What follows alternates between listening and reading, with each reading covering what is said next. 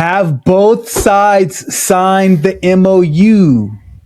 There's a memorandum of understanding and there's a deal made. And That is correct. Okay. It's verbal right now. So Right. if you go and say, hey, I found this house, and you're like, hey, let's shake on it, and you don't sign I knew you were going to say documents, it. I knew it. I knew you were going to do this. It doesn't count. I knew. I could tell you the biggest unhappy people about this right now is Israel. Part of the agreement is that Israel needs to leave them alone, or their proxies as well, Hezbollah and Lebanon and so on and so forth, the Houthis and all of those things. Israel's never going to agree with that. Just watch, mark my word, within 2 weeks from this today's conversation, you're going to hear some other skirmish that's happened. You're going to hear some type of disagreement that's come up. And this is what I'll say in closing. If within 2 weeks from now, there has been a signed document and no disagreement between the two parties as it relates to the MOU, I'll do my part with the DoorDash because I'm the one who said that bet. But as of right now, Chris, it's only words, man. There's no actions that have backed up anything. That's very telling to you that in two ways. Number one, that's a good thing because that means there's active negotiations going on. So the fact that they came to an agreement after 39 times, that to me legitimizes it more. Where the U.S. has been handcuffed since World War II. And this, the U.S. hasn't won any wars because the U.S. has been handcuffed by Geneva Accords and all these other crap treaties that we've made. So you either sit down and agree to this or it's lights out. And I think Iran finally went, okay, it's not. And it's not going to happen. I don't know why you overestimate. They can't build Shahed drones anymore. It's decimated. It's a glass parking lot there now. No, it's not, Chris. But how do you know that? To go back to where we were, given all of the devastation that's happened, is not a victory. And you can't spin it to make it a victory. No, I think it is. Cannot. I'll tell you exactly. And I'm not saying you, Chris. I'm saying your president is spinning this as a victory. No. I don't think so. I don't think Trump's going to make a bad deal. Okay. Now, is he going to get everything he wants? No, but that's well, look, when you're dealing with crazy people, and that's the people that run that country are crazy. I mean, let's be honest, they're crazy. They are crazy. It's ran by clerics that still run the world and think the world is, Old Testament. Strait of Hormuz could have stayed closed for the rest of human existence, and it wouldn't have impacted the United States. In fact, it would have been a benefit to us. In fact, I say keep the damn thing closed. Aside from the fact that Trump is getting. Let's just stop right there and deal with that part because I want to make sure I want you to make your other points, but I want to have a back and forth about this idea that the strait being closed is good for the United States. Yeah, the number one thing that we're seeing AI be good at is, do you know what it is? Everybody, you know what it is, right? It's coding. It's coding. Mm-hmm. That's like the biggest thing is coding. Like all of a sudden, like holy moly, AI's. We've found a way to code very efficiently. I think what's going on with AI as we take a look at what's really happening and as we look at the numbers start to come to pass is that there is this future fear versus current reality. If I'm a college professor and I know that we've got ChatGPT, I'm going to make sure when they come into the room, they're going to work in groups. I'm going to watch them problem solve. And then I can give them work to use those tools outside of the class. So I'll still be able to create a classroom environment where they're still going to learn, but use those tools to enhance their learning because they're going to use it in the real world. So why try to bend reality in this fake structure and construct of the classroom? Right. That's what I love about sports is that sports doesn't care if you're a Democrat or Republican. They don't care if you're a communist or a socialist. They don't care if you're Muslim or Christian. They don't care if you're Asian, Latino, African, European. Sports doesn't care. It's to me, it's one of the greatest level playing fields in all of humanity. Welcome to the Family Office, planning for the people who matter most.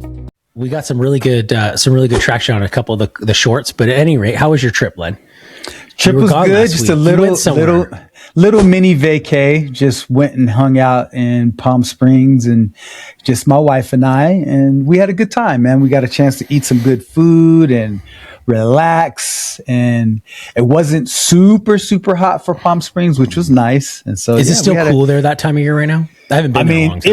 It was over 90, but for Palm Springs in the spring/summertime, that's not so bad. So in the night, you still get a little bit of a reprieve. And what's beautiful out there is that it isn't as much light pollution. So you can see the stars in the sky. It's really beautiful at night and it cools down. So it was nice. It's good to be back. Do you guys stay at like a big place, or do you guys have like a timeshare or something to that effect? We have a timeshare. So we have a Hyatt timeshare. Nice. And so, it's pretty cool. Nice little suite, and just get a chance to relax and chill and take advantage of the different locations in different parts of the world if we want to, So there's a whole like strategy with, trading time and minutes and all of that stuff. So right. Did I used to have a timeshare. Palm Springs is great. I used to have a timeshare out there. It was Pacific Monarch. Do you remember that? Mm-hmm. Do you remember Pacific Absolutely. Monarch? Owned by the I used Post to have brothers. a Pacific Monarch, and then everybody did. It was a rite of passage in the 2000s. That's right. And I sold it because once we started doing well in business, and the company would pay for trips, it made no sense to keep it with all the maintenance fees and all that stuff. So I think that's one of the best things about, being in the industry that we are in, but then also throwing it on top of the style that we are in was just the travel, because I've traveled so many places because of that. And I never would have traveled to any of those places had I not been in that type of environment. So, So a quick question before we start. What's been your favorite trip that you took in your entire life? My favorite trip that I've ever taken. And you can define the reason why, because sometimes it might be family, adventure, whatever. Absolutely. Food, culture. I would say the best trip I ever took was when we went to Spain. I can't, and I've been to Maldives, I've been to Greece, I've been to Italy, I've been to Dubai. I mean, I've been to a lot of different places, but I would say the trip that we went to El Clásico in 2017, right? It was in 2017. That was so epic because the way it was done, and I don't know, I know there was other people that were planning it, but I think it was the way you did it, because we were not with the other groups, so it must have been the way. But the way you had planned it, or the way it was set up, where we were staying and we lived like locals. Yeah, absolutely. And I knew the train, the subsystem, the what is it not called, the subsystem, the metro system, subway system, the metro. We got in Barcelona by like the third or fourth day. It was amazing, and we would go out literally at 7, 8 o'clock in the morning, go to the little local stores, and we wouldn't be back till 10 or 11 o'clock at night sometimes. And it was, I think to me that was cool. And then going to see Clásico and going to Madrid. I thought that was still, to me, that was probably my favorite trip. Second to that would be Maldives, because we were on a yacht. So that was pretty cool to do awesome. that. Speaking of Barcelona, man, they just finished you just sent me that article talking about they finished the church there. Yes. Awesome. What is it called? The 144 years, the Sagrada Familia has been the world's most visited place or church or whatever it is. But at any rate, we went and seen that thing, and now to see it is under construction or is being finished or is now finished. It's pretty cool. If you haven't had a chance to go do that, I highly suggest you do it. So absolutely, but that would probably be my number one still to this day. And we've had a lot of trips. Cool. I'm sure there's a lot of trips I'm forgetting, but at any rate, Len, what a freaking buzzer beater, baby. Oh, my goodness. Can you believe it? Len, let's start off first with the U.S. and Iran current state of affairs. It's top of the list. Everyone's talking about it. Hold on. Before you say anything, let's take a peek real quick at U.S. Texas Intermediary, or Brent crude. $81 a barrel. It's going down. Of course. Trump shorts are making their millions right now. Trump is cleaning up right now in France or G7 or wherever he's doing right now. He landed there and went, what are you guys going to do now? So then, perspective, man. How was your Sunday? I'm very interested in this conversation because I think that how are you going to spin this for me right now? No, brother, I'm telling you, because I was going to ask you the same thing. It's done. The deal's done. It's done. Done deal. No, it's not. It is. Okay, look. Peace is done. Let me ask you this. Here's the question. Have both sides signed the MOU?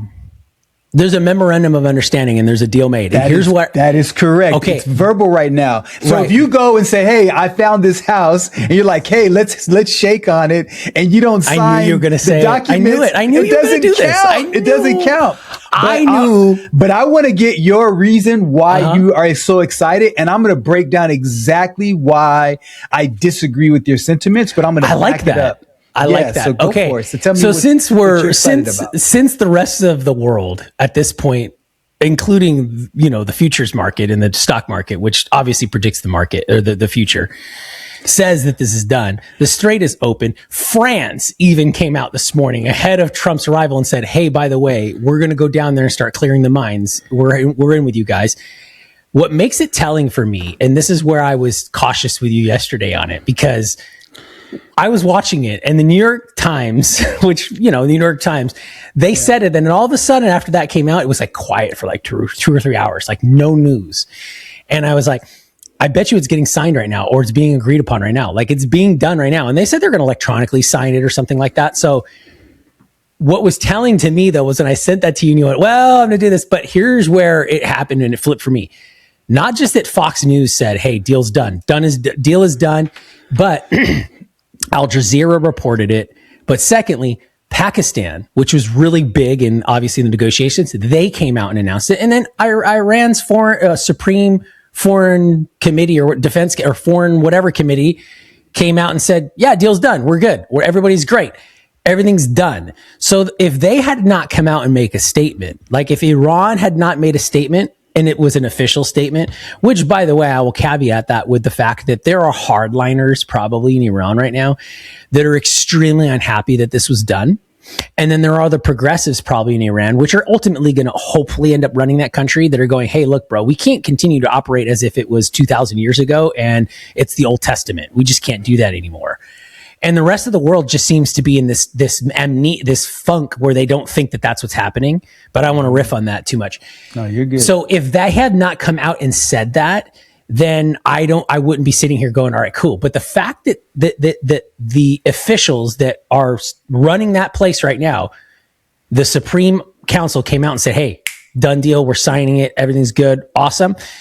And then the fact that everything's moving again, I would not be happy sitting here going, okay, Len, looks like the final hour was not kind to you. But I knew you were going to find some way because it's not signed yet. But here's the reality behind it. Also, at the same time, and I'll throw it over to you, Len. Okay. I could tell you the biggest unhappy people about this right now is Israel. They're the most unhappy about this because they don't want this deal to happen. They want this to keep going. But Trump, like I said, from the beginning, he's going to make a deal because Trump is not a war guy. He's not a war guy. And if you've listened to him since the 70s and the 80s, he's not a war guy, but he's been very clear on what he wanted to do. And he went in there and he made a deal with Iran. What makes this also different is that it is coalesced around those countries in that area, like UAE, Qatar, Saudi Arabia, and all of those other countries. So this is the first time I think any type of framework was been like that. And here's the reality. Okay. Even Bill O'Reilly came out today and said everybody should be thanking Trump. So I don't know. That's where I'm at right on it. And I think it's a great thing. And no matter what anybody wants to say about it, this is the most progress. And I don't want to even throw Obama deserves whatever he deserves for his credit, even though I think it was horrible. And most people will agree with that. And it got violated very soon because there was no backing. There was no teeth behind it. This is the first time that not only is an agreement or something's being done, but there's a coalition being built outside the normal coalitions. And that is what I've always been looking for, is those guys need to figure that out over there on their own. Anyways, tell me, Len, what's on your mind here? Okay. I wait with breathless anticipation right now. So here's the reality. Iran came out with a 14-point MOU. And part of that MOU are things that the United States will never agree with. I'll give you an example. $300 billion of reparations to begin to repair what the bombing has done in the infrastructure.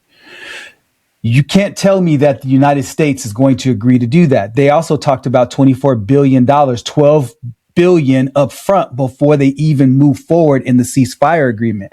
So those are two things. The other thing that I think very few people are talking about is Israel's role in this entire thing. They just bombed Lebanon yesterday on the same day the agreement was done. And so part of the agreement is that Israel needs to leave them alone, or their proxies as well, Hezbollah and Lebanon and so on and so forth, the Houthis and all of those things. Israel's never going to agree with that. The other thing is that you have the IRGC, and then you have another faction. The IRGC is the one who's really in control. So even if the United States continues to impose sanctions on Iran, the IRGC has money that they can make through weapons, through trade. They have so many other sources of income that's not based on their sanctions. And so you have factions right now because their supreme leader still hasn't shown his face since the first day they were bombed. And so we don't really know who's in charge. So that's another thing. And this is the true story, is that this has been the 39th time that they've so-called made an agreement. You go look it up. This is the 39 times. There's 38 other times where they started and stopped because of some failed or disagreement that happened between the two parties. So until I hear that Iran signed the MOU, ink on paper, I don't believe any of it, because there are so many other contingencies that they don't want from the United States. So let me explain. I believe that the United States is giving Iran a golden opportunity to take time to do a strategic ceasefire so they can go build more Shahed drones so they can build up their stockpiles. Because here's the thing. What they learned, they being Iran, what they learned is that the Strait of Hormuz will never be the same. It's never going to be open for business.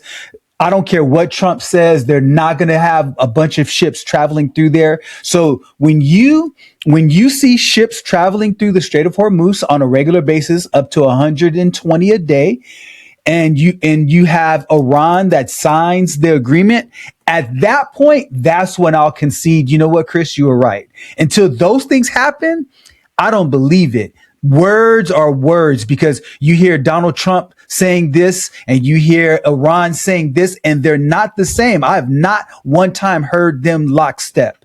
And so until that happens, I don't believe it. Just watch, mark my word. Within 2 weeks from today's conversation, you're going to hear some other skirmish that's happened. You're going to hear some type of disagreement that's come up. And this is what I'll say in closing. If within 2 weeks from now, there has been a signed document and no disagreement between the two parties as it relates to the MOU, I'll do my part with the DoorDash, because I'm the one who said that bet. But as of right now, Chris, it's only words, man. There's no actions that have backed up anything. So there's a couple things in there that I want to look at. The number one thing is, and I think that this is extremely I don't know why you didn't have this position before, or why you weren't thinking about this before when you said, well, look, there's been, what would you say, Len, 30 times they've made an agreement and walked away, or 30 times that they've This is the 39th time. Since when? Since February. Since February. Okay.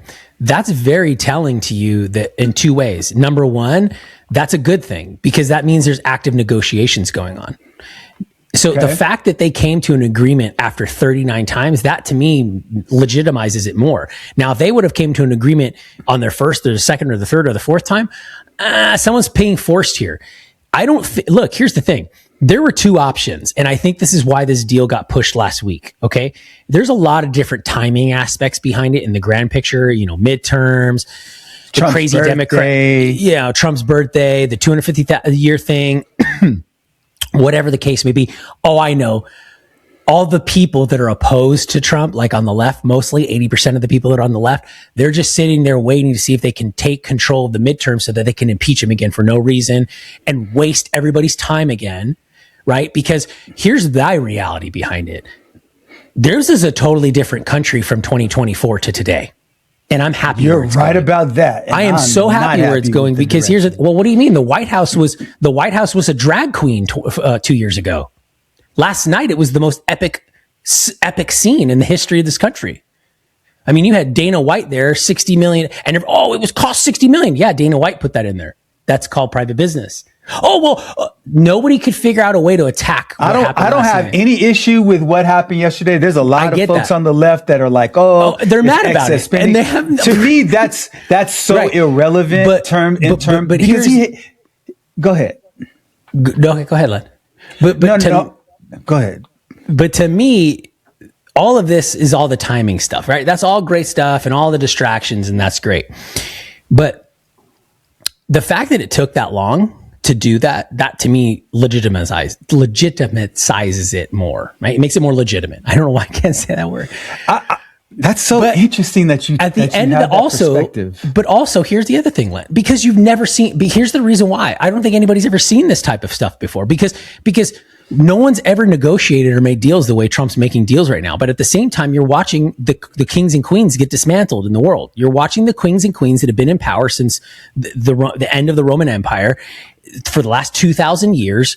I mean, and you're watching this system break down. It's done. These kings and queens that have been in power for hundreds of thousands of years through bloodlines and all this stuff and incest, it's done. It's over. All the aristocrats are failing and they're losing their power grip. And the new world order will be the United States, China, Russia, Japan, and India. And all these other countries are going to have to figure out how to fit in. What did Germany say yesterday, a couple days before?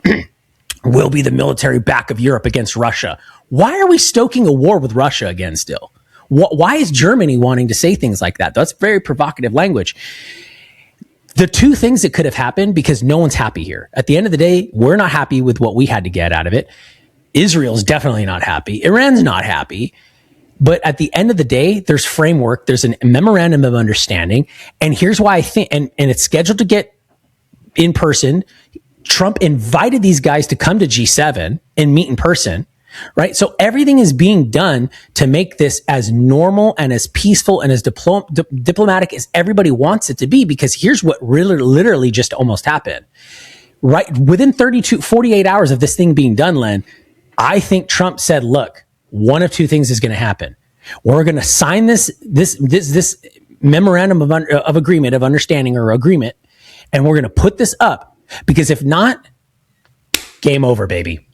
It's going to be totalitarian like wars used to be. Because when wars happen back in the day like this, and this is where the U.S. has been handcuffed since World War II, and the U.S. hasn't won any wars because the U.S. has been handcuffed by Geneva Accords and all these other crap treaties that we've made. The reality is this: if this would have continued past this weekend, Len, it would have been lights out for Iran. Iran would have ceased to exist. I could promise you that, because we were getting ready to go in and totalitarian it. That's the only, because here, Len, the only way out of this is one of two solutions. Either we go in there and it's a real war and see you later, you guys are gone, and there's nothing to argue about anymore. And I know it sucks to say that, but this is the way the world has been for thousands of years. There are entire civilizations 10 times the size of the United States that have been killed by the Mongols. Right. In history. So you either sit down and agree to this, or it's lights out. And I think Iran finally went, okay, it's not. And I don't. It's not going to happen. I don't know why you overestimate. They can't build Shahed drones anymore. It's decimated. It's a glass parking lot there now. No, it's not, Chris. But how do you know that? Let me just. But how do you know that? Let me give you a couple of pieces of history that's happened over the last few months, and we've talked about it a little bit, but I want to try to make it as concise as possible. So back in June of last year, almost a year ago. It's a year ago now. Where we went in, the United States went in, and they so-called obliterated their nuclear capabilities. But recently, they had 60% enriched uranium. So either they lied about that, or Iran had it so hidden and they didn't know about that. And so that's one thing. Another thing is that Iran is being underestimated by the United States. And listening to you, you're underestimating them as well, because here's the other part that's important to know is that as they rebuild those drones, they put all of their fellow countrymen and other surrounding countries in harm's way, because most of the desert countries in the UAE, they rely on saltwater desalination plants to take salt water and make it fresh. So all they have to do is send up a bunch of drones and take those things out. And also the other thing is they now understand that they can charge a toll for the Strait of Hormuz, because as we look at all of the items that have been kind of agreed upon on the United States side from the MOU, the biggest thing is reopening the Strait of Hormuz. Like, Trump's big declaration was, the Strait of Hormuz is open. Start your engine and fire up those boats. Well, that's what we had before the war even started. So how do you declare victory to get back to where you were?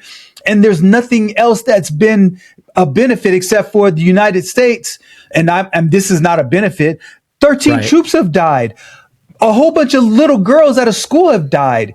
And thousands of people have been wounded.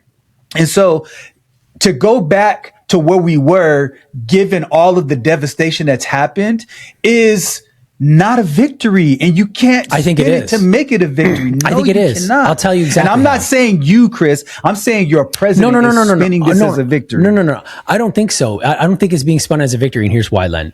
Look, number one, and I'm still going to always go back to this argument, this needed to be done.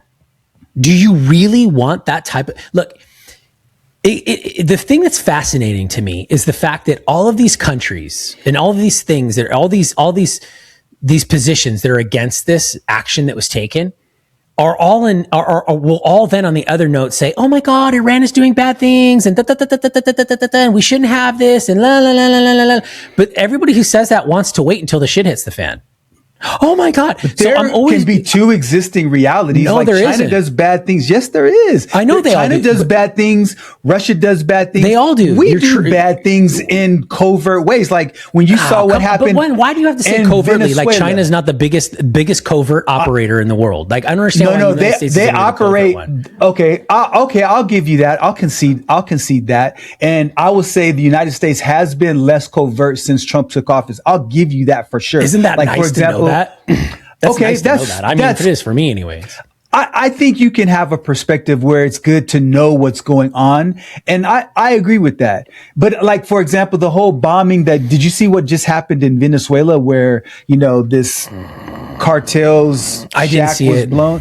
I didn't see it in Venezuela. So it was declassified. And there was the United States was working with the Venezuelan government, and evidently a cartel boss and some of their people were in this building in the middle of nowhere, and they just obliterated that thing, man. And so it's just, but like those types of things, like if we heard that Iran was doing that, and let's say if they did that in Uruguay or in Canada or in Germany, we'd be outraged by it. And so I just think there's kind of a double standard. But I think that's a side argument. The biggest argument that I want to come around to is this. Here's my question to you. In your opinion, based on the so-called memorandum of understanding that's going to be signed, and I put it in air quotes, on Friday. It hasn't been signed yet. Yes. I think it's been digitally signed. It's going to be ink signed on Friday. Well, we'll see, but it's the actions that will follow. So based on what you believe is on that memorandum of understanding, specifically, let me tell you what I believe is on it for the most part. Because Trump's teased. He teased that it's going to be released. The text will release, but it hasn't been yet. Yes, and they're not giving all of the specifics. So I understand that. I respect if two governmental entities get together and say, look, the general public doesn't need to know all of the specifics of the. That's where I disagree with you. That's why I disagree with you. Okay. I think that's an arguable position to take. So I don't see that you're being irrational. And here's why, Len. But because even Trump said that he doesn't want all the items exposed. That's what he said. I get that. right now, but it eventually should be exposed, because then that sets the precedence that it's us against them and the government rules us. In reality, they're making the decisions for us. So they work for us. So Very we good understand. point. I think after the fact, Yes, after it should be released. dust settles, like we should know Yes, about this crap. I agree because it's with that our part. stuff. I'm talking about during the negotiations. It should be masked. It should be masked. That's what I mean. Because, like, for example, in sports, and we're going to talk a little bit about sports for the first time. Like, if I'm working on negotiating a deal, like, all of my cards shouldn't be exposed because it gives give and take with leverage. So I understand that part. But what I'm saying is, based on what we publicly know, is the Strait of Hormuz is supposed to be open, and it's supposed to be open. But the Iranians are saying we're going to charge a toll, and the United States is saying no tolls. So based on that, and then also based on the fact that Israel is not supposed to do any more, take any aggressive action on them or Lebanon. You're right about that. And then also on the whole $300 billion that's supposed to get paid by the United States for reparations, not including the $24 billion that's kind of been set aside with monies that have been tied up due to sanctions and stuff like that. Just based on those few things, how would you say the United States has fared in this negotiation? Well, number one, I don't think Trump's going to make a bad deal. Okay. Now, is he going to get everything he wants? No, but that's well, look, when you're dealing with crazy people, and that's the people that run that country are crazy. I mean, let's be honest, they're crazy. They are crazy. It's ran by clerics that still run the world and think the world is, Old Testament, which is fine. It's great. It's cool. It's how they want to run. But the reality is this. I don't think he's making a bad deal. The Strait of Hormuz, and I'm going to go back to this point again. This is a great deal and needed to happen whether or not you wanted it to happen, because eventually Iran was going to do something crazy and the Strait of Hormuz wouldn't have existed anymore, because it would have been a nuclear bomb hole there.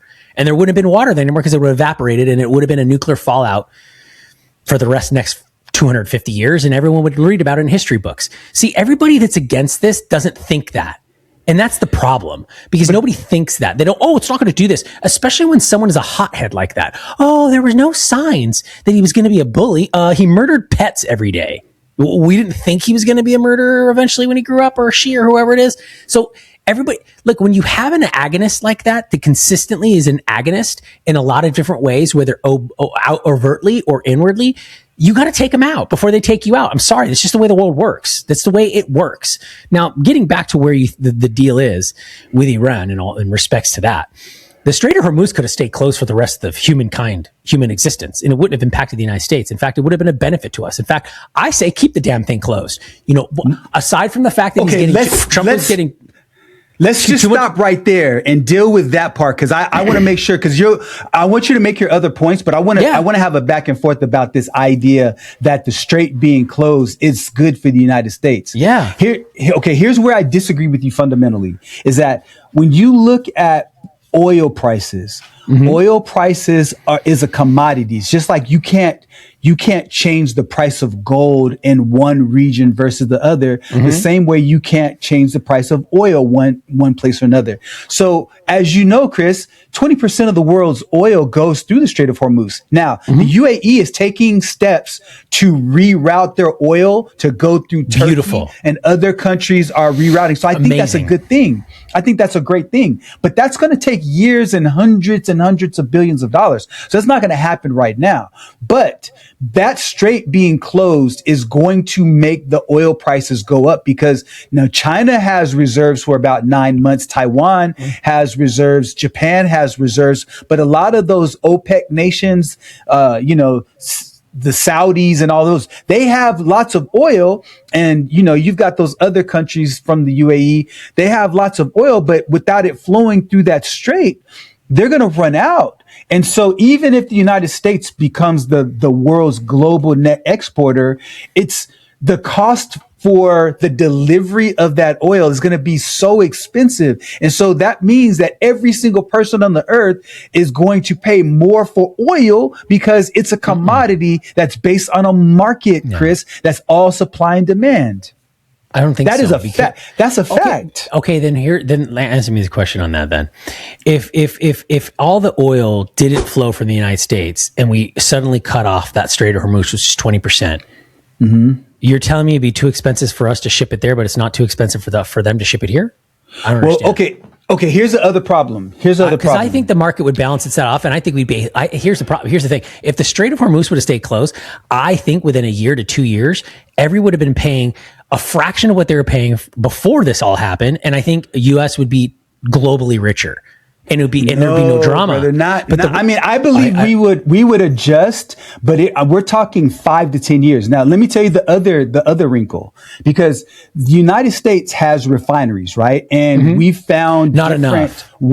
We found different ways to extract oil, like through fracking and shale oil and stuff like that. But here's the challenge: when those refineries were built, they were built to process old, crude, thick, bad quality oil. The oil that we're producing is high grade oil. It's a lot thinner. So what we have to do, we have to take that oil, we have to put it on tankers to go to other countries. They refine it and then they send it back to us. It's not because we're being dumb about it. We just don't have the refineries to process that. So what you're talking about, Chris, there are so many logistical challenges. There's no way oil will stay the same price. So I don't by understand. keeping that strait closed. If that strait stayed closed, it'd be $200 plus per barrel. I don't think so. Not in the United States. Not in the United States. Here's the thing. I don't understand why that's looked at as a bad thing. If anything, I think this is a wake up call for all of us to say, hey, why? And again, I blame the politicians. Again, this is our politicians' fault for them not building the needed infrastructure that we needed in this country. Or actually, you know what?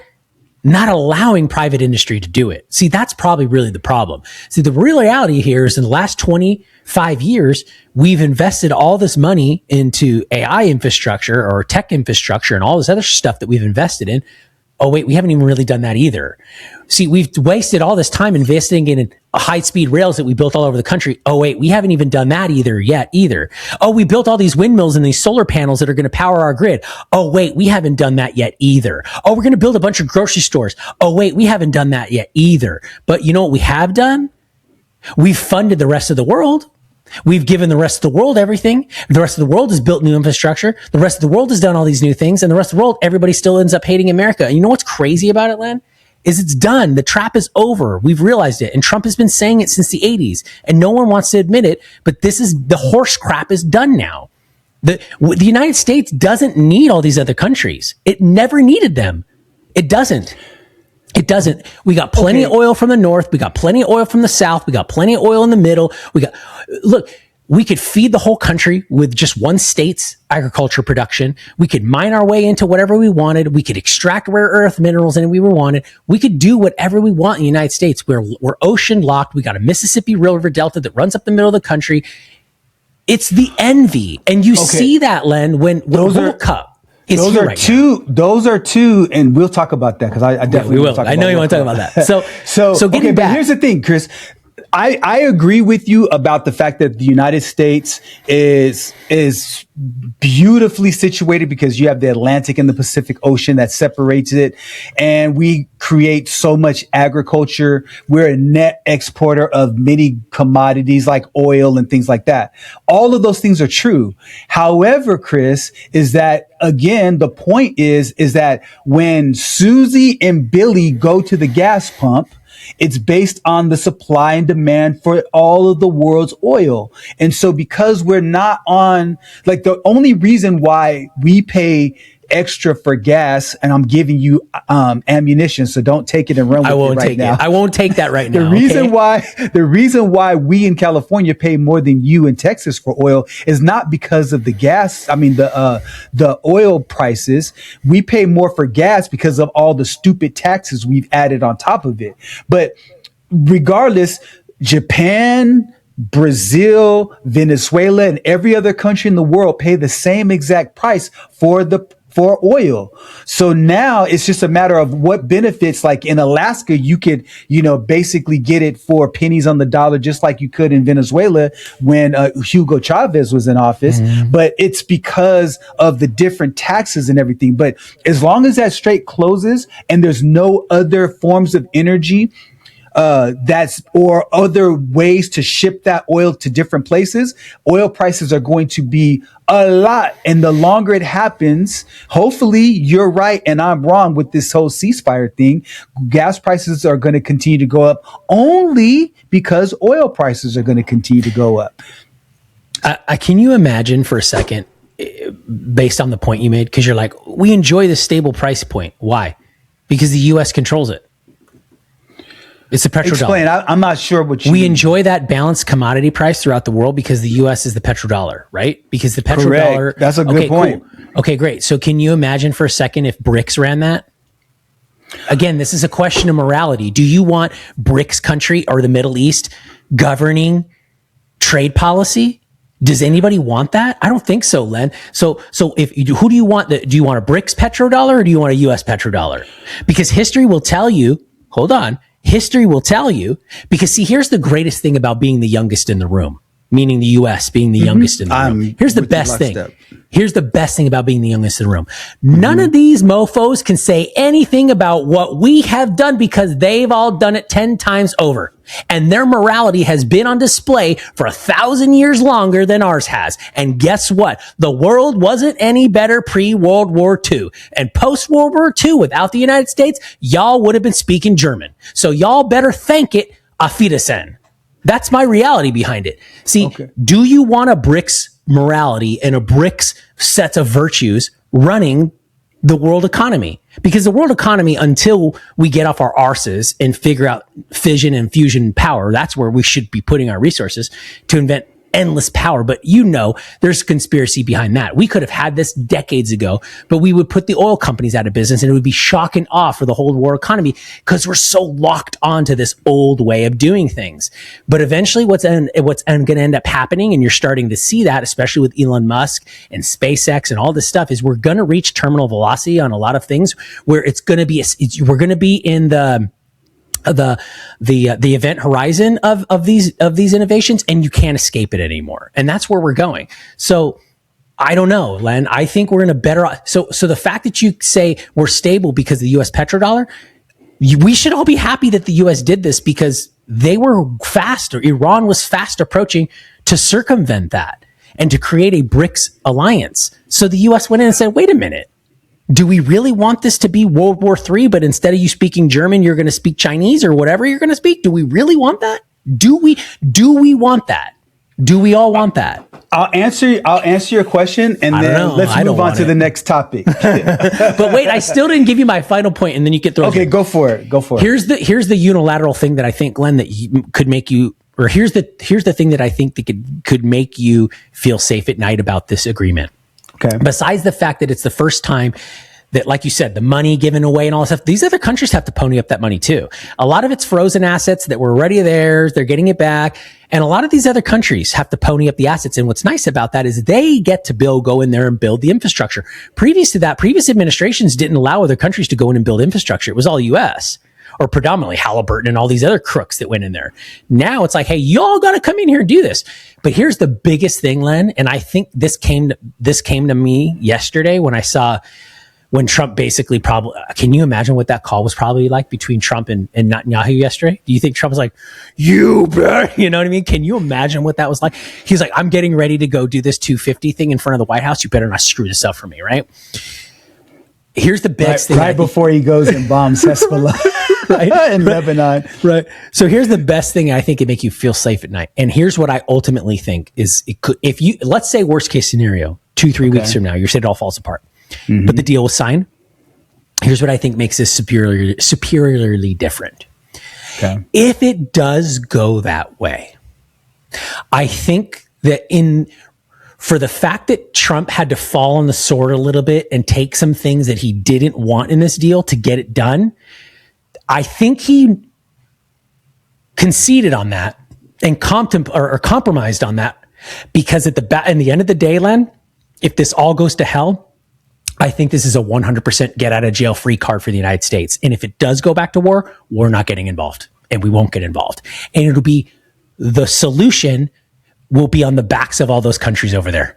And that are in that region, specifically Israel and all the other Middle Eastern countries. Because I think if this falls apart, I think that Trump has structured this as a get out of jail free card for America. And I think that should make you feel safe at night. Okay, that statement took me on a whole different route, which I'll address. And so I think the part that a lot of people don't yet understand is that Israel and the United States are connected at the hip. And what I believe, this is my opinion, what I believe is that Israel, I keep saying Iran. Israel has a bunch of secrets. They're both eyes, bro. Yeah, right, exactly. Israel has so many secrets. Like, I think that the playbook is that we're going to put you in so many different compromising situations that if we get disconnected at the hip, then we're going to expose you in different ways that you would not believe. And then we can do that with them as well. So I think the whole idea that Israel is God's chosen nation and stuff like that, I think some of that plays into the relationship as well. So I think that the relationship between these two nations are such that there's stuff that happens behind the scenes that none of us know about, but there's a reason why they're that close, because Israel has no reason of having that tight of a relationship with the United States if there weren't other things going on outside of what we saw. But I agree with you on that. I agree with you on that, Len. And here's the thing. I think that it is necessary for us to decouple in a lot of ways. Wow, I agree with that. And as a Christian, go ahead. I went more on that camp too, especially when I seen it happen in the last couple of days, and I was like, dude, they're purposely trying to screw this crap up. They're purposely because they just like with Charlie Kirk's murder. I think they were connected with all of that. 100%. They want to stay in this thing. They want to stay in this thing. They want to keep it going. So I'm like, wait a minute, dude. America doesn't want to be involved in this stuff. We've never wanted to be involved in this crap. We've always been a nationalist, populist, isolationist state. That's the way we were founded. That's what we wanted. Dude, get away from us. Let us do whatever we want. We love to be weird over here. Yeah, but they've been different with Israel around that, and so yes, I know that. Especially post World War II. I think we need let's to end on a point of agreement where we I agree with you, Len. Let's decouple a little bit. Decouple. And I think that you're starting to see that now. And I think that there are tenets in this deal that if this goes awry again, Israel's on its own. I think. I don't think Trump's going to stand for it, Len. I don't think Trump will not get into another war. He's not a war guy. He doesn't want to be in a war. He doesn't want this. He doesn't. Well, and if it was up to him, he would have ended it in 24 hours. It's easy to end this stuff in 24 hours. We shall see. That's right. Where do you want to go next on this one?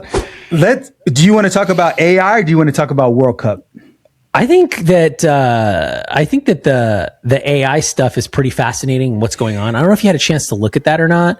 But the AI Why job don't you start it off and start it off and I'll react. Well, there's a lot of interesting things I think going on in AI right now, and specifically centered around Anthropic. I think Anthropic is starting to become a breakout player, and they're becoming a breakout in ways that you wouldn't think they're becoming in breakout. And what I mean by that is that they're basically putting their hands up and saying, please regulate us and restrict us, is what they're saying. Right? But I don't think that that's a good thing. And I think that's going to lead to more harm than good when you start restricting stuff, right? Because when you start, history has shown us that when you restrict stuff, it makes the situation worse. It does. I mean, look at, all you have to do is study American Prohibition. If you have kids, all you have to do is study when you tell them that they can't have candy. And then all of a sudden when they discover candy, they don't stop eating candy because it's new to them, right? It's novel. The human brain works on novelty. So with AI, what's interesting to me is that there's been this doom and gloom thing, and I was never on the doom and gloom side of the AI jobs thing. I never was. I know there's a lot of people. I've always been optimistic. Every time we've argued, you've always been on the optimistic side. That's a fact. But what's interesting here now is that the data is now starting to come out. And see, before when we were making these predictions, nobody had data.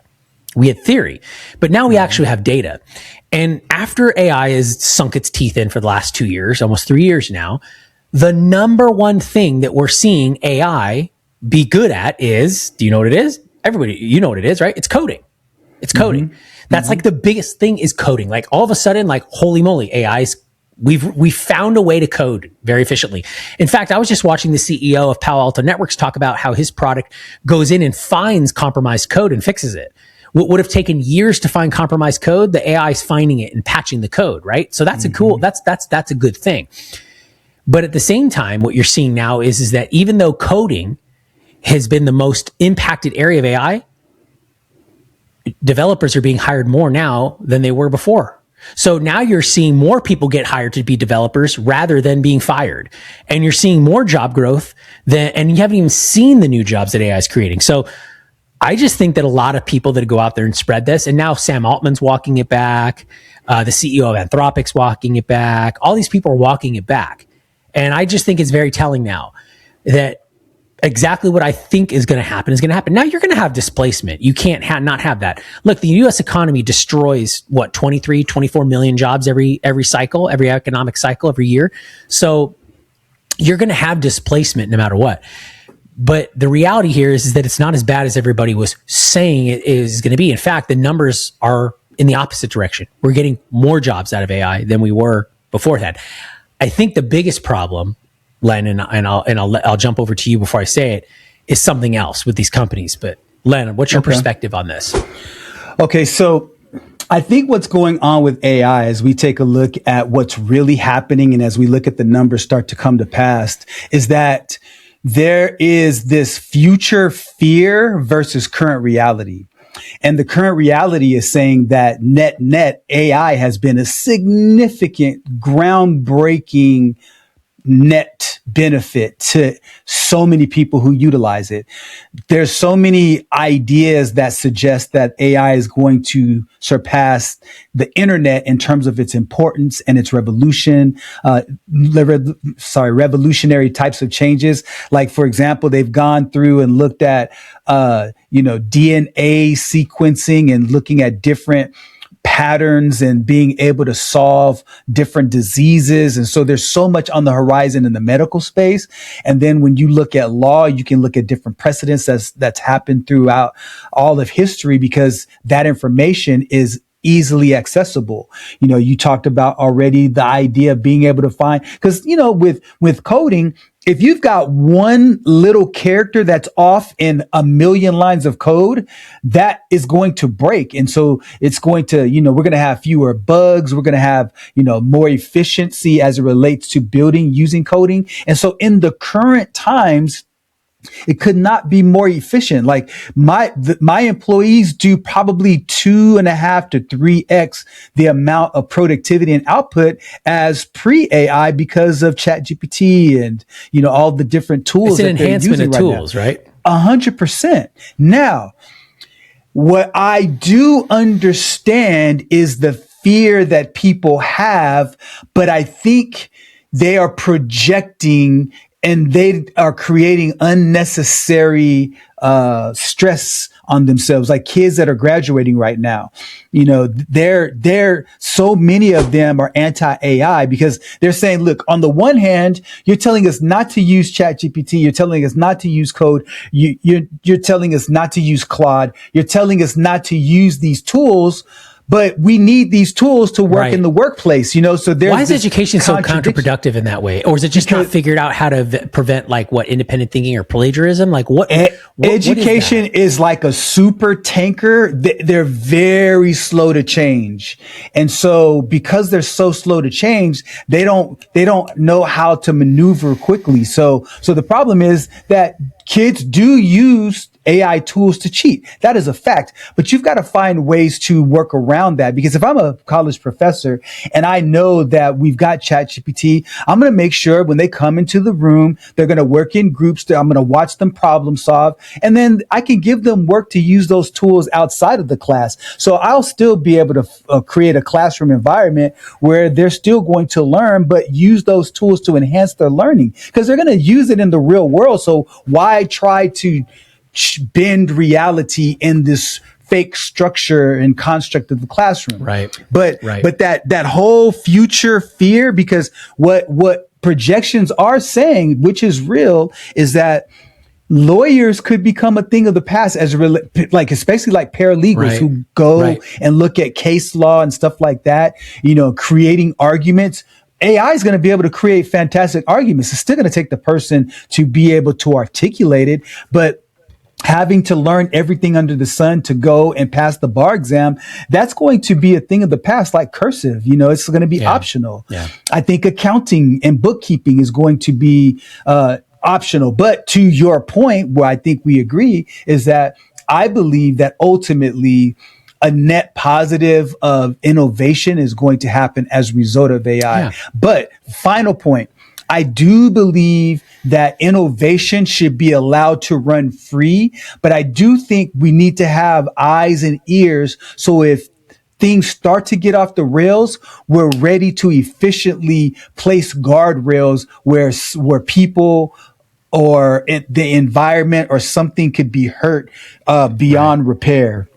But I think there should be a high degree of freedom. I think we should, err to being a little too free versus erring to being oppressive as it relates to this type of technology. Because if the United States overregulates, China's not. I can tell you that right now. And then, see, that's the problem.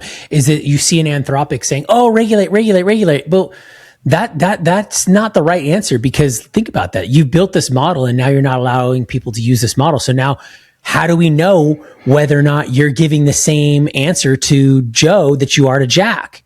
Mm-hmm. See, that's, and what that's going to do, which I'm happy about, I think it's a good and a bad thing, is it's going to force, like, what's to say you and I don't go and find some developers and have them build our own LLM?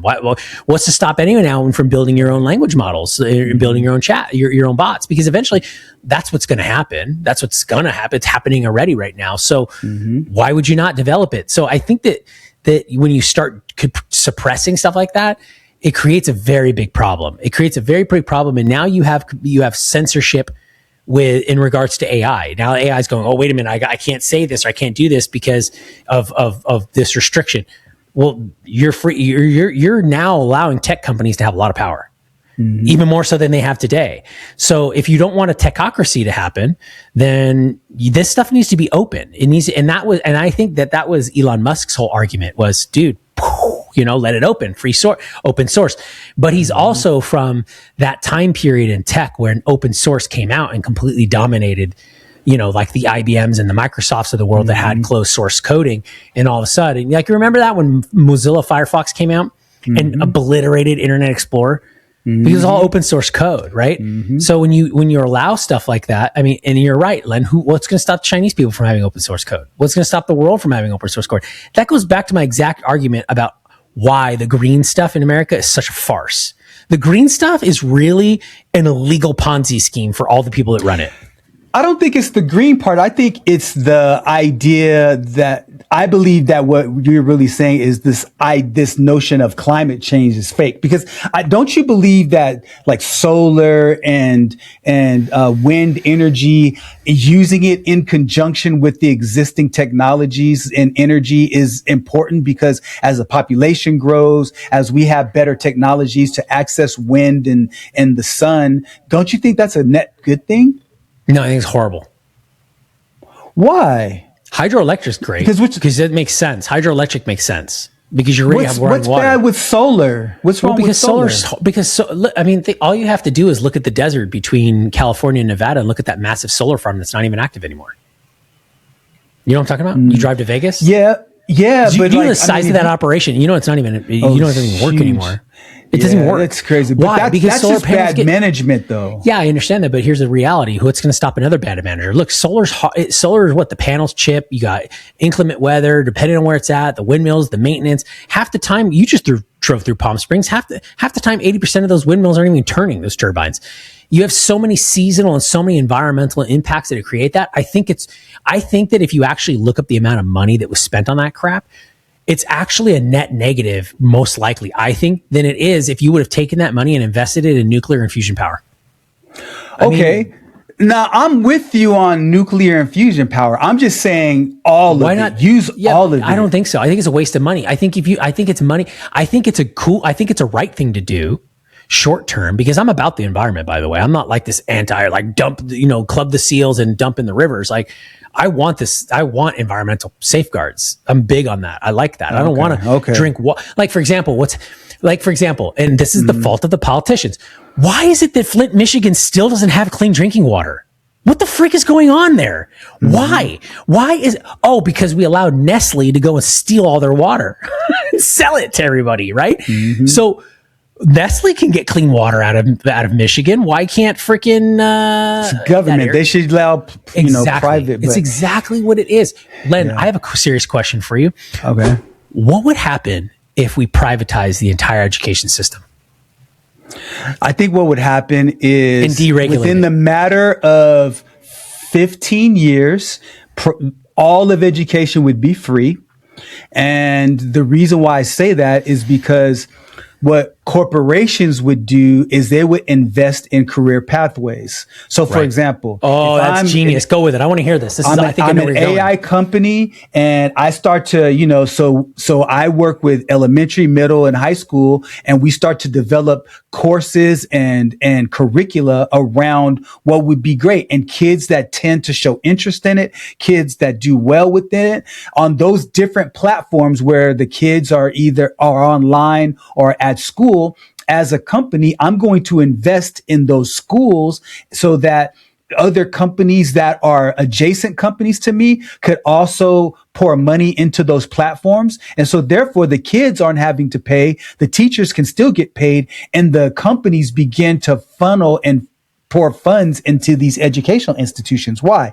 Because by the time you go and get a generalized education, you go off to college. When you come to me, I've got to spend a bunch of money to train you anyway. So I know that in the beginning, it would be a bit clunky because kids don't necessarily grow up knowing exactly what they're going to do because, they get exposed to different things. But you create a curriculum where these companies get together and say, look, maybe you're going to be a blue collar worker where you're going to work with your hands. So maybe it's in, engineering or mechanics and stuff like that. Or you might be white collar where you're working on, in the AI space. And so I just believe that over time, these processes would get more and more efficient. Why? Because that companies that are in the private sector optimize for efficiency. So as they become more efficient and more effective, they can figure out how to develop that curriculum to attract more kids. And then they funnel the money to these different entities to make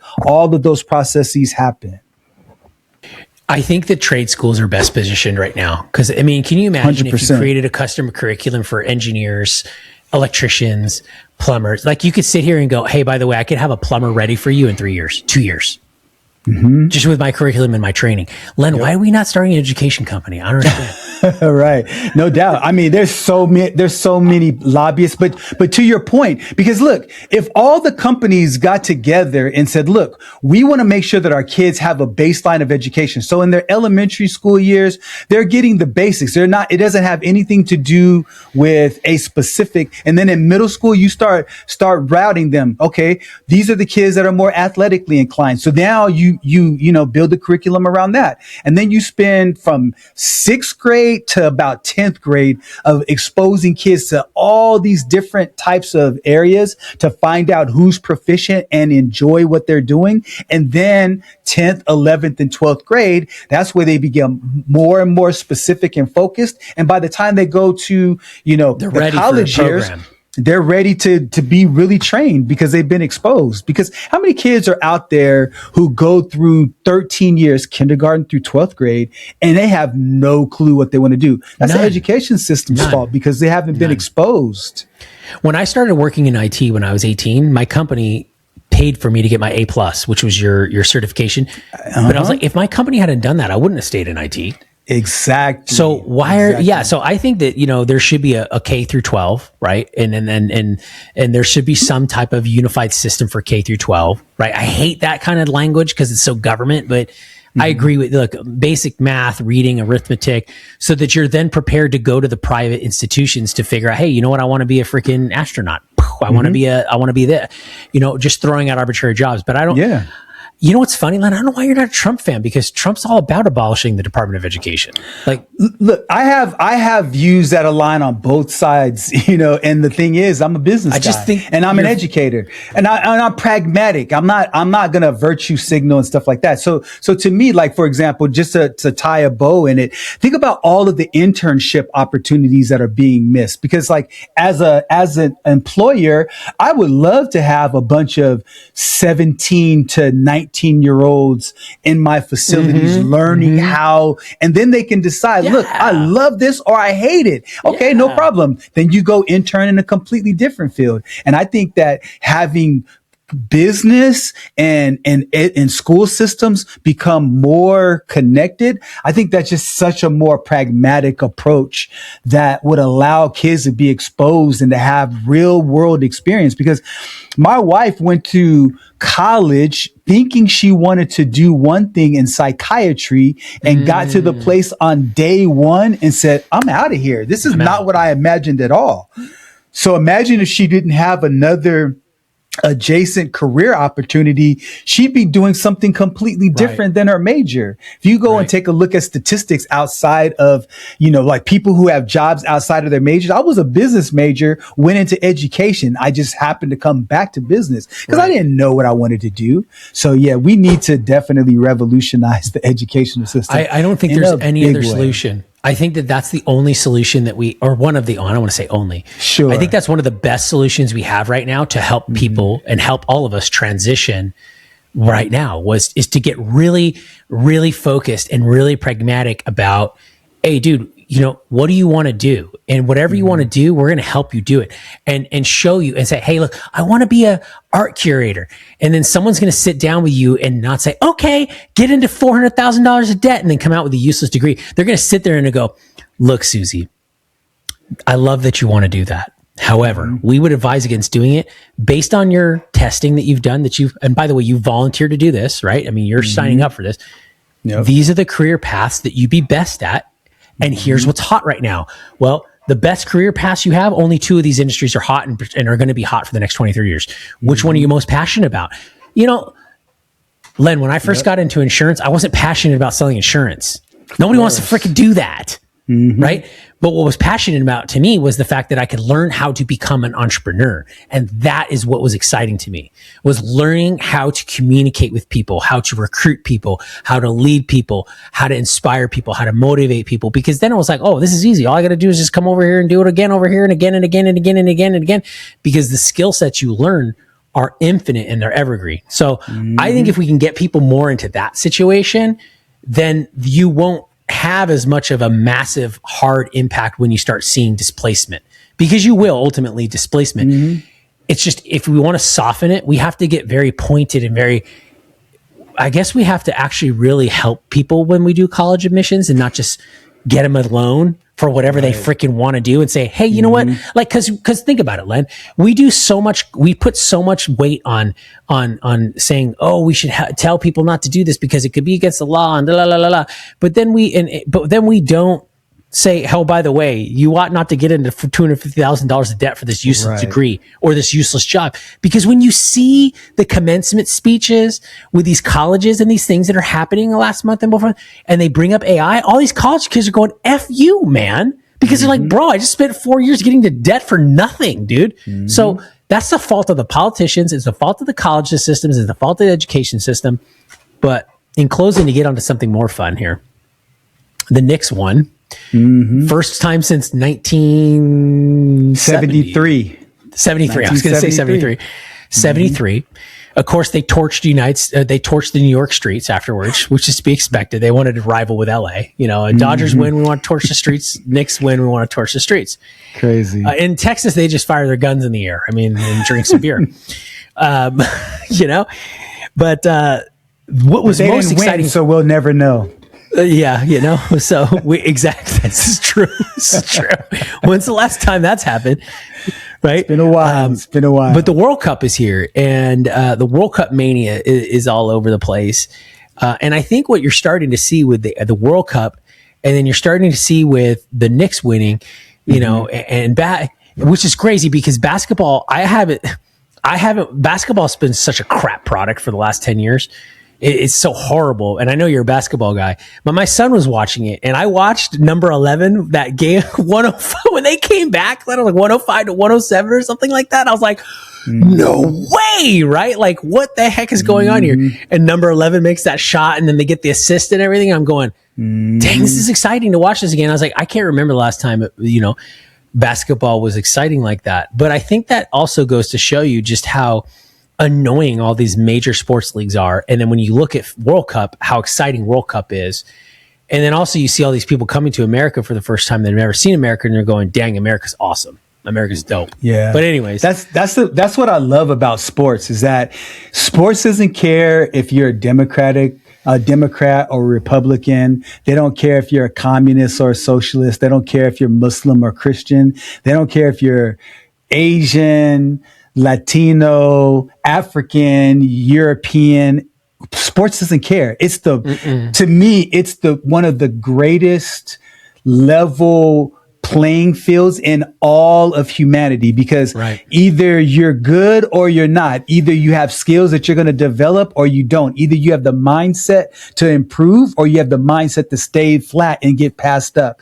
And the beautiful thing about the World Cup in particular is that you have countries like Iran that's in it. You have countries that, 48 countries throughout the world that we may not have great diplomatic relations with. But when you come on that field and you want to compete, man, it's there. It's pure.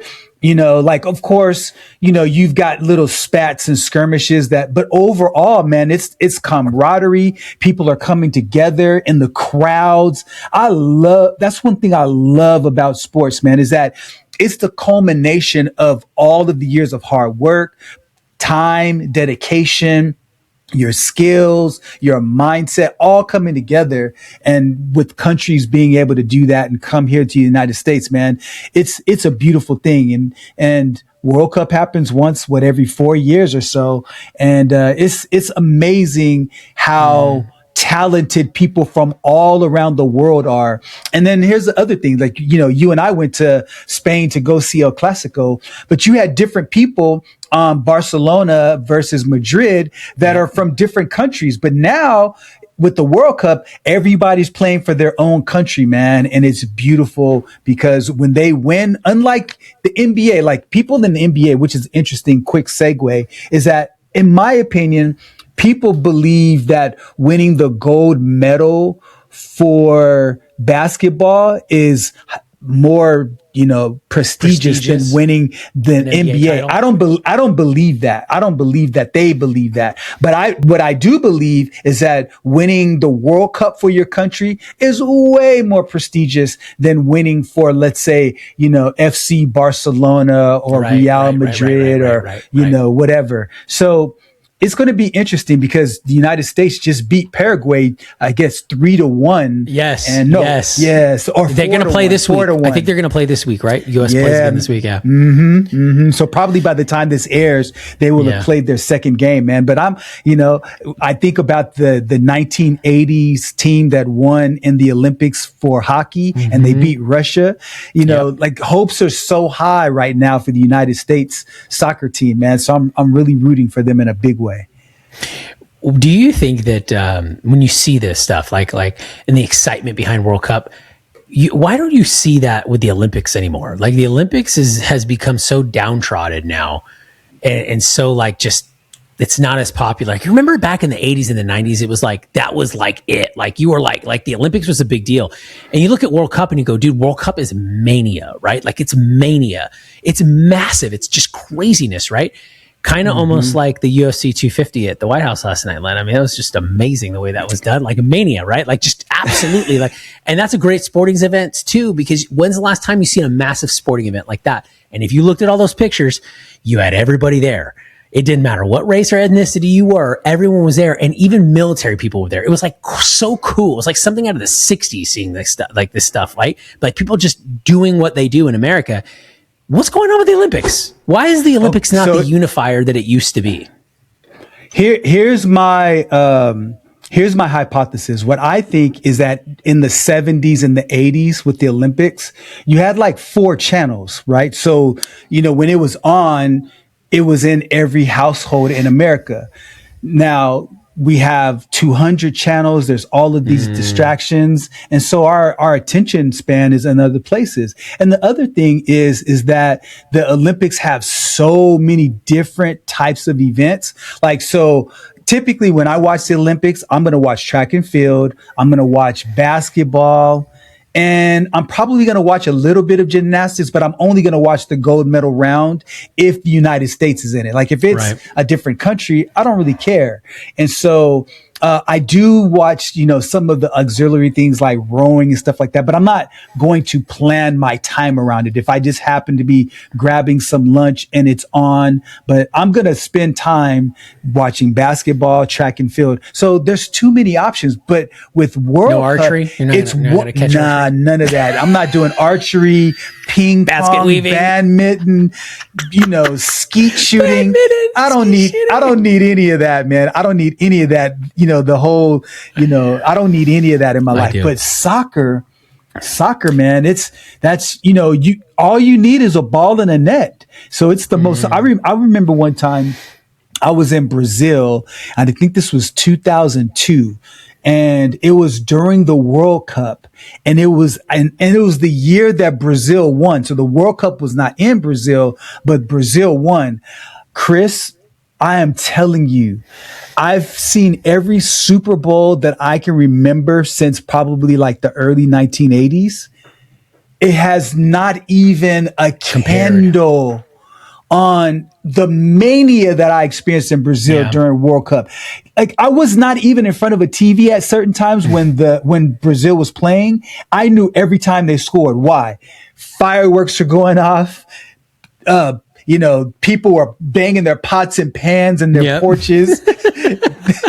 Cars were honking their horns. It was crazy. It was pandemonium, man. People are fanatical about it. Why? Because it's the one sport, regardless of your income, you just need a field and a ball, man. You could put cones. You don't even need a net.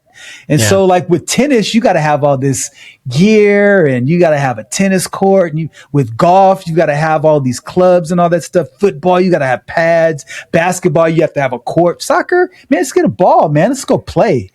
And I'm not a huge soccer fan. Then. Yes, exactly. And soccer's the natural selection of sports. Like if for some reason, like, it has gone that way where that's the sport of choice, because I think it is so freaking popular. It's crazy. I mean, my kids are sitting here. Well, I wouldn't even know. Len, I'm embarrassed to say this, but I didn't even know the World Cup was in the United States until I started watching until my kids were watching it. I'm like, what are you guys watching? The World Cup?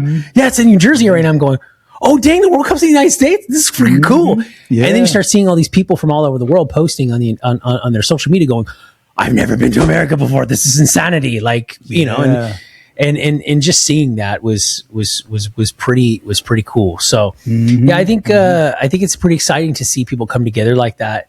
But I definitely think that sports leagues need to do something, because I just think it's gotten very stale and very yucky.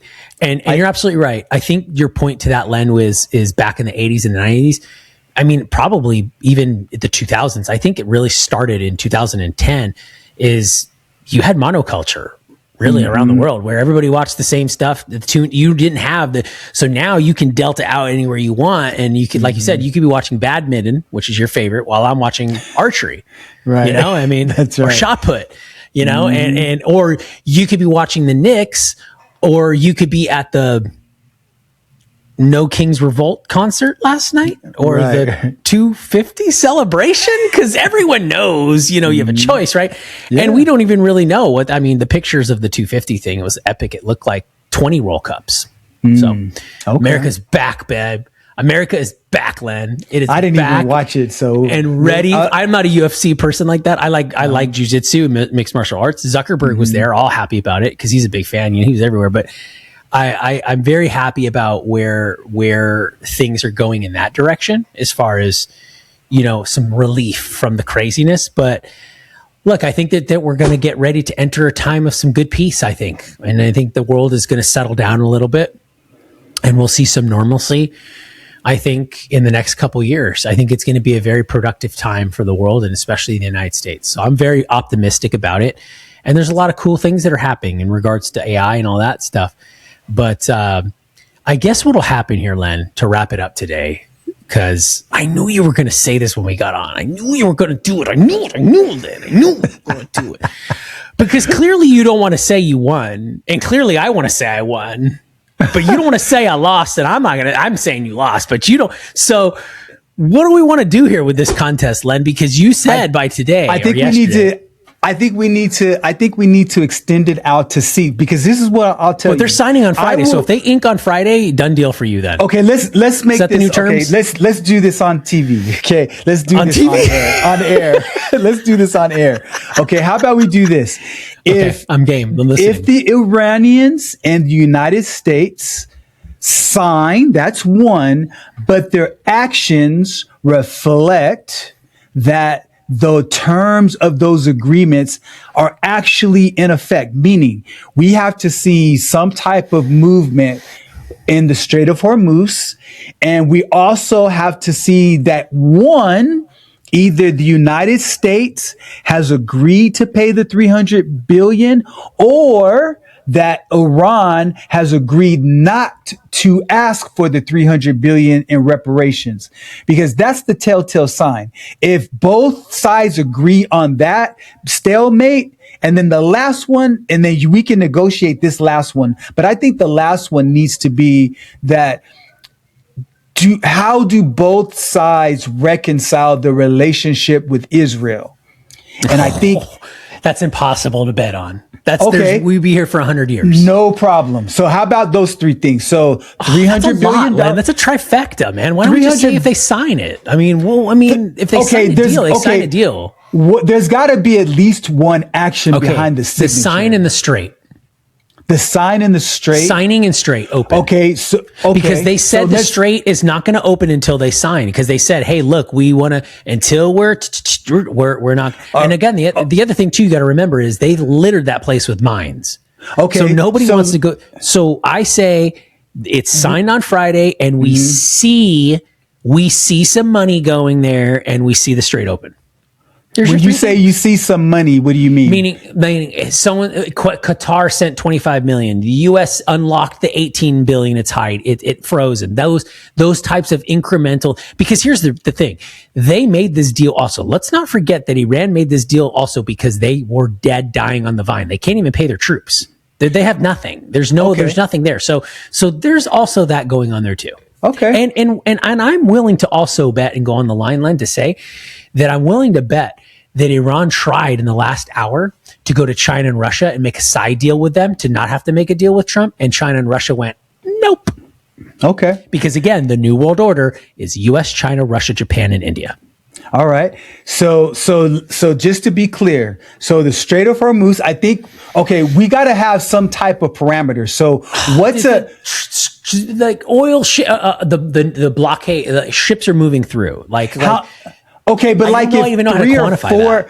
Okay, let's do a minimum number on average per day. Let's just say 20. Do you think that's fair, considering there are 120 per day going through? 20 a day on average. Okay, and then money exchanging hands. I don't care how it happens, and then ink on the MOU. If those three things happen, and so 2 podcasts from now, so the week after next Monday, I got you for DoorDash, or otherwise you got me. All right. Len, when they sign it on Friday, you're cooked. You know that, right? Like you're cooked. You're cooked. I don't think so. It's all about action, baby. It's all about action. And I'm willing to wait. The fact that I'm even negotiating with you, and the fact that both have come out and said we have a deal, like Iran said they have a deal, but that's fine, Len. I'm going to give it to you today. Pakistan said Iran said no, they have a deal. The Iran Foreign Defense Supreme Ministry. I think there's some infighting going on there, man. They don't have any leadership. So let's see the action that follows this supposed understanding, and I'll concede, man. And really, I'm hoping you're right. I really do. I hope I lose. I don't know who's going to win this except for me. Just kidding, Len. I don't know. I'm just kidding, Len. I'm just kidding. In all the words, we're going to see it. Shall see. Len, phenomenal time with you today, bro. I will see you on the next one. Have a great one. If you like this, go ahead and subscribe, go ahead and comment. And again, at the end of the day, we're not pundits and we're not researching this stuff. We're just going at it raw, the way we have seen it interacted in the world. And then we're having a debate about it or a conversation about it as if we would sitting down in a bar, cigar lounge, a cool stadium in a non-blue state to watch FIFA or not FIFA, World Cup, and all those other cool things. Or a purple state, I'm okay with that. Or a purple state. You can always come to, we welcome people from California and Texas and Florida and all those other places. No, I'm just kidding with you, Len. I would love to go to California right now, but it's not safe there. But anyways. The weather's great out here. All right, man. Hey, Chris, till next time. Have a great one. All right. You too. Bye. Conversation has given you clarity on your next steps. Please share this episode with someone who's walking the same path.